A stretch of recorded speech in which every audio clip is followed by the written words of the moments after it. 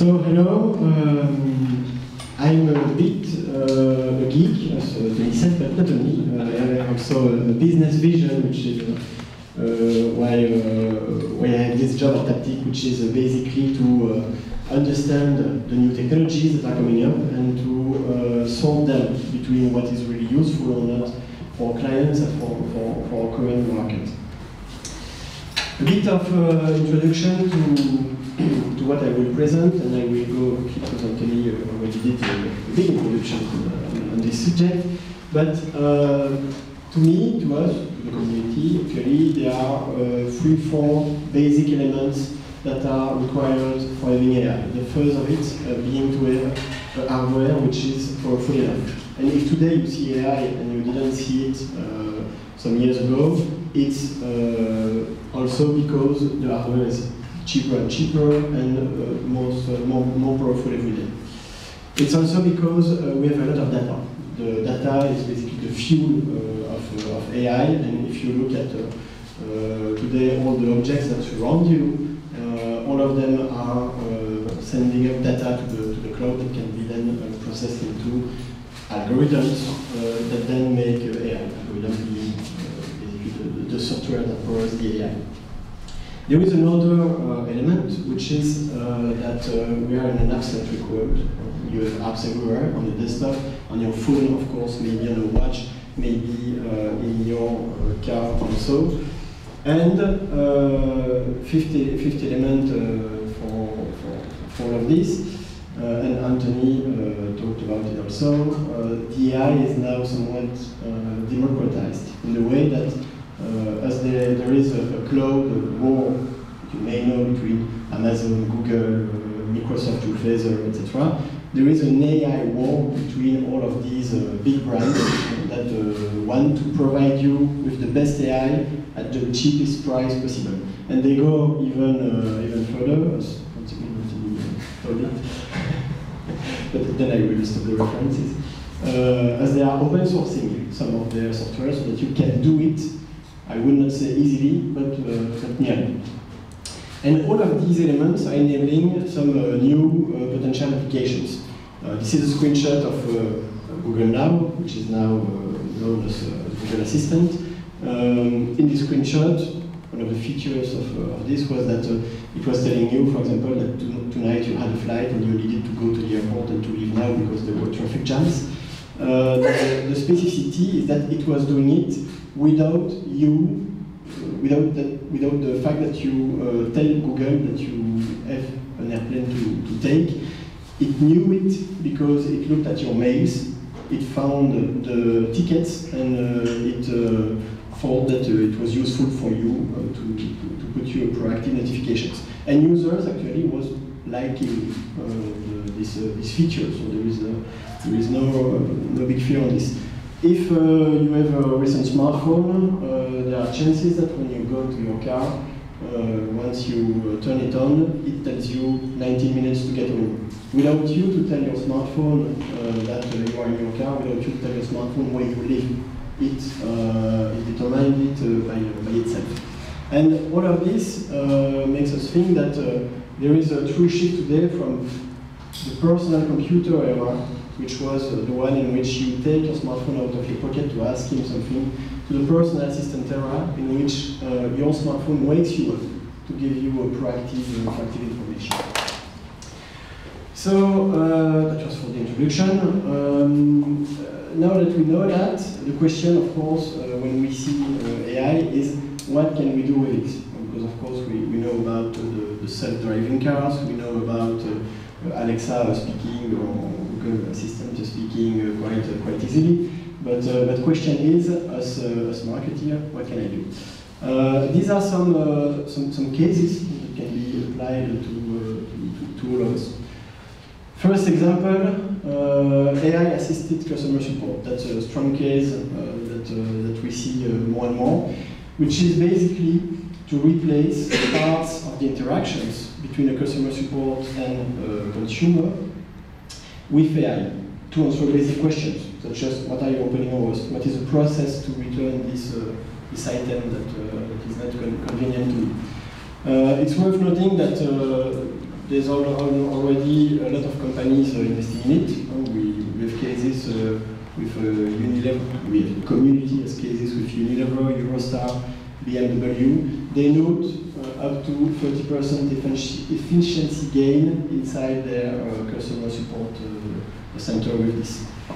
There are other cases, such as this one from Pinterest, but that also exists with Zalando, if you use it, or with Amazon, which enables you to just make a rectangle around an object that you like, and it will find basically all the e-commerces on which you can buy this item that is relevant to you.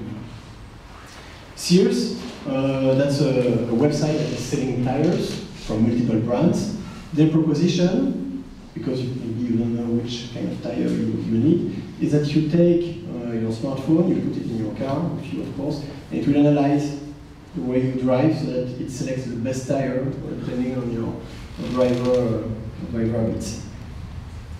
This is another kind of usage of AI, and this is very valuable for consumers.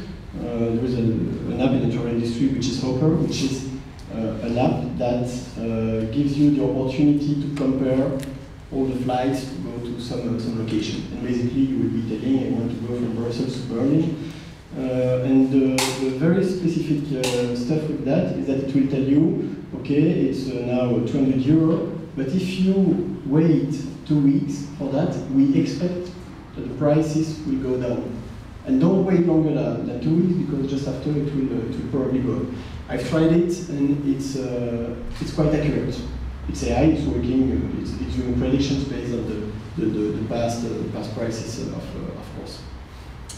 And if we're going until another kind of possibility, which is image recognition, or computer vision, as we call it. Today, if you go to Google or to other cloud providers, you will find solutions that enable you to very easily have a description of an image by just sending the image and paying nearly nothing to the cloud.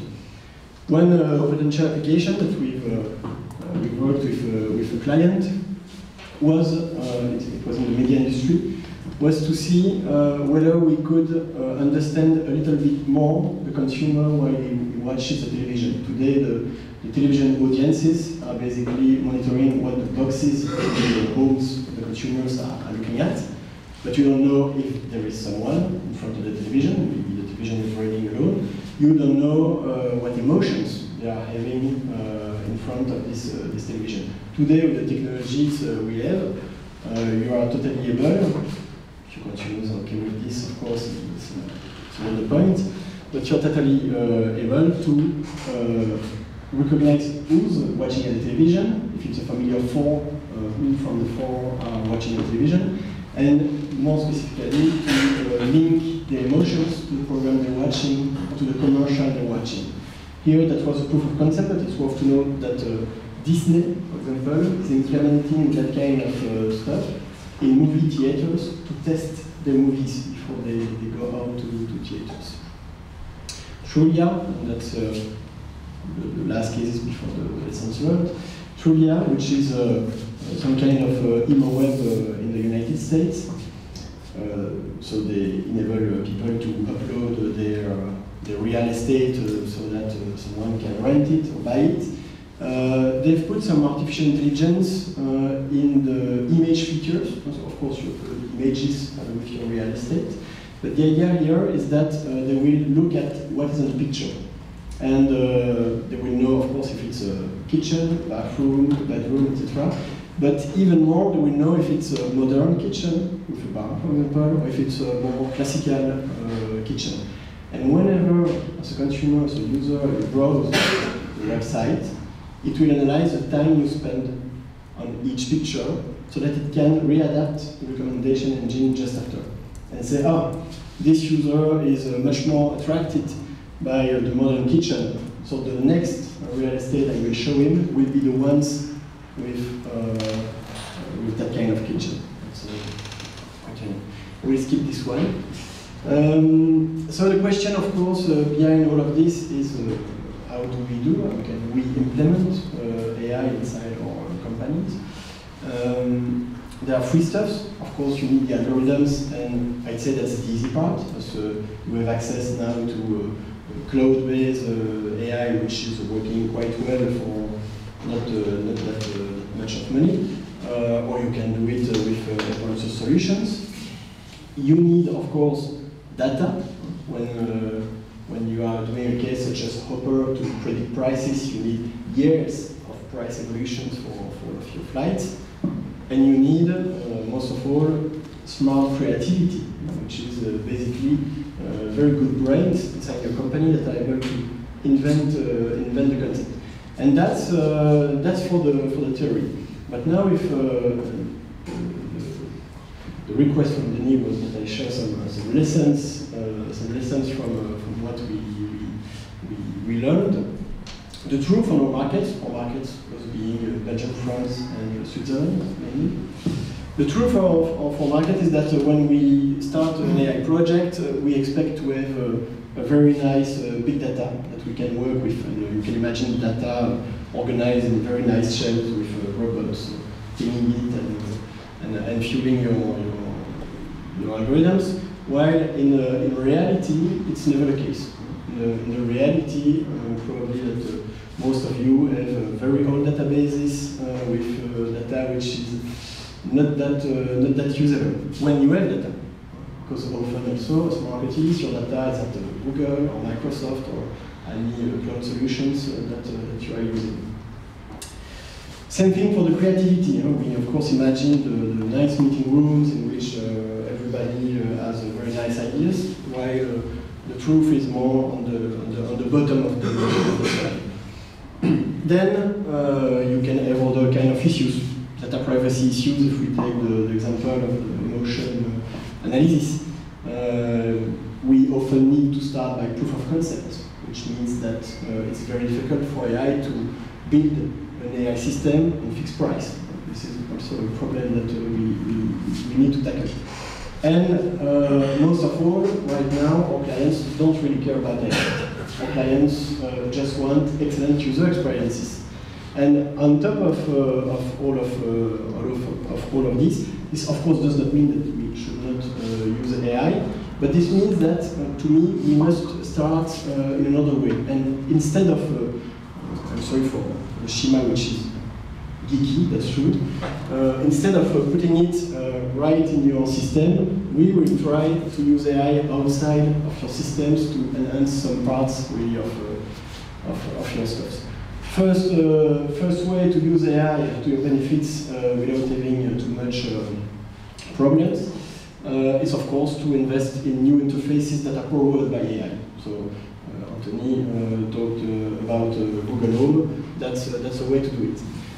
Second way you can leverage it is to leverage on the new features that the platforms offer you. If you take the latest Android, for example, if on a web page or in a mail or in anything else you underline Taylor Swift with your finger, it will propose you to start Spotify. If you are a transport company and that you select Brussels, you of course want your app to be proposed by the system. That's another way to leverage on it. You can also enhance your product with AI. If you take this machine, this robot that keeps your garden clean, that cuts the grass, you can think from the advertisement and from the brand messages that it is very powerful, because it will automatically take care of your garden, while in the reality, I don't have permission to get the video. Yeah. Maybe next time. That was a video of the same machine, but taking with it a garden chair. It didn't see the garden chair, and it was walking with it, because he wasn't seeing it. And that kind of product, you could very well enhance it with computer vision. It does not require that you change all your company. We have banking cases today in which authentication identity is a challenge, especially when someone opens a new banking account. You need, as a bank, its passport or its identity card, then it needs to be manually checked by humans, so that you are an actual human opening an account. With AI, the cases that you can build is taking a picture of the passport and then taking a picture of yourself, and with face recognition, make the match and being sure that this is an actual human and this is the right person which is opening this account. Other way to do it is to invest in solutions that have very powerful features backed by AI. This is a solution of this kind, Localytics. This is not the only one, there are many with many features, but this one, for example, has what we call churn prediction.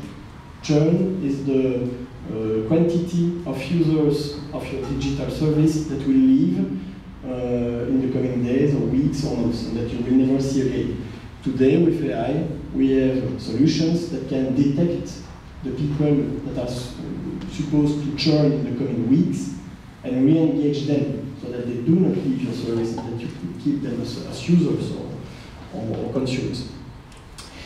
That was for today. For tomorrow, and it's really tomorrow, you'll have apps in the cars. More and more constructors are using Android Auto, Apple CarPlay, and other systems. These systems will need a real assistant behavior. Typical use case, imagine you are Starbucks and you want that your users can order a Starbucks when they arrive at the office. Imagine this. You need enough AI so that you know when your user will arrive at the Starbucks. What are the traffic jams? Where will he park? How will he take this coffee? And you need this because, of course, your driver will need to focus all of his attention on the road and not on your app, of course. Maybe later, of course, the robotics. So today robotics is mainly a tablet on wheels, but we can expect that at some other moment, and there are rumors that Amazon is working on this, we'll have really useful robots maybe to take care of EV loads in your house or stuff like that. They will of course need AI and apps to run. And this is it. Thank you for your attention.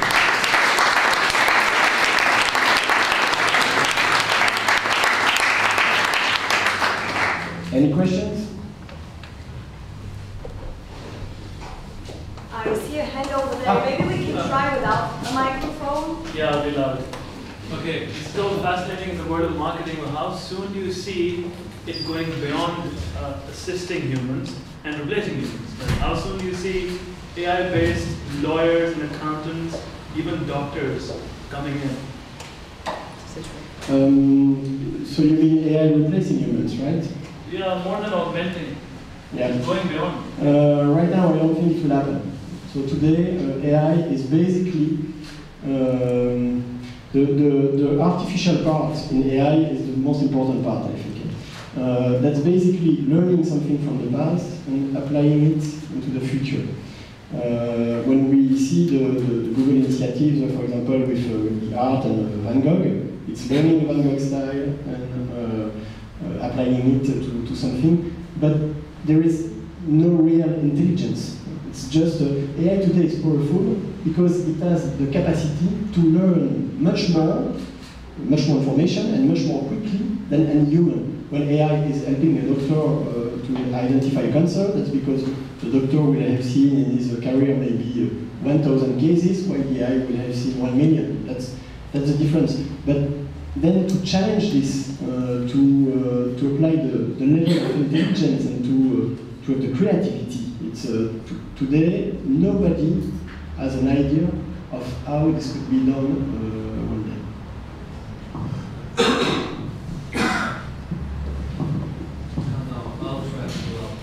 I've read an article that stated that in 2040 the AI will be as intelligent as humans, and in 2060 it will surpass. So on what basis did they actually come up with this? If today we're saying we have no idea how far we can go, but there are still studies that say this is actually when it will happen. I read the articles, and I think that's based on hope, maybe, but for myself, maybe Anthony has another answer, but for myself, that's predictions that are not really reliable. Maybe to complement a bit the perspective on both questions, so there will be some jobs which probably will become redundant. Self-driving cars, meaning that at some moment in time the driver probably will be obsolete. Some jobs will probably become much more creative. So if I look towards the marketing job of putting keywords versus that the system does it, and you can become really the strategic type of interface to clients, setting objective KPI. So it will be probably better jobs than the jobs we know today. So it's a little bit kind of mixed type of element. If you go to doctors, probably, I do believe that today the accuracy in terms of image recognition / diagnosis is probably much more accurate by the machine than the doctor. But probably still, I would love to have a doctor from an emotional type of perspective at this moment in time. Might change. So job market, I'm very hopeful. I really think that we will have better jobs. Like probably we have today better jobs than 60 years ago. On the singularity or the machines getting more intelligent than humans. I share a little bit your perspective today. Machine learning, even machine learning is learning all the machine learning algorithms to become intelligent and training themselves. It is the techniques today are far from there. And so of course there will be computer power, there will be amazing stuff, but a little bit hopeful that the creative side of things will still remain kind of a unique selling proposition for the humans. I think it probably goes in combination with the quantum computing. The technology that we have today, and they are predicting that in 10 years, the time that we'll be able actually to use it for commercial use as well. So it's probably in combination with that. Because with the quantum computing, we will also be advancing the AI itself. So I think that's where the prediction is coming. Yeah, sure. And quantum CPUs are coming and are today already pretty far ahead. But from a society perspective, I don't think we will be with 8 billions going to the beach and being bored all the time. So there will be still a kind of way to do productive things ourselves, assisted by the machine and not being replaced for all types of things. So a little bit more positive type of. I'm positive about it as well.